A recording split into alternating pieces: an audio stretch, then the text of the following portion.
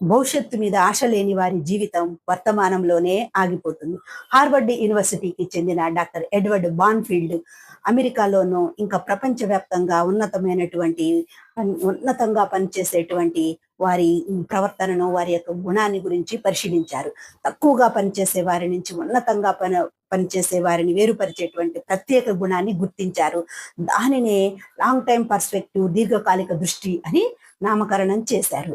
ఉన్నతంగా పనిచేసేవారు సుదూర భవిష్యత్తుకు వెళ్ళి 20-30 సంవత్సరములు ముందుకు వెళ్ళి అప్పుడు ఎలా ఉండాలి, ఎలా చేయాలి అని చెప్పి ఆలోచించుకోవడానికి, స్పష్టత కలిగి ఆలోచించుకోవడానికి తగిన సమయం తీసుకొని తర్వాత వర్తమానంలోనికి వచ్చి దానికి అనుగుణంగా జరుగుతుందా లేదా అని పరిశీలించుకుంటూ వర్క్ చేస్తూ ఉండేవాళ్ళు. అందుకే వారు విజేతలయ్యారు.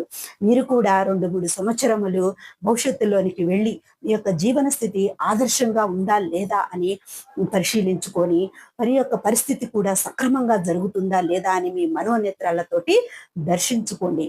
మీ యొక్క జీవన స్థితి కానీ, పని పరిస్థితి కానీ దృశ్యీకరించుకొని వర్తమానంలో ఆ విధంగా జరుగుతుందా లేదా అని పరిశీలించుకున్నట్లయితే విజేతలవుతారు. మీ యొక్క back from the future thinking అనేది పలువురు విజేతలు కూడా ఆచరించి మనకి చూపినవే. Thank you for watching. Please subscribe, follow my videos.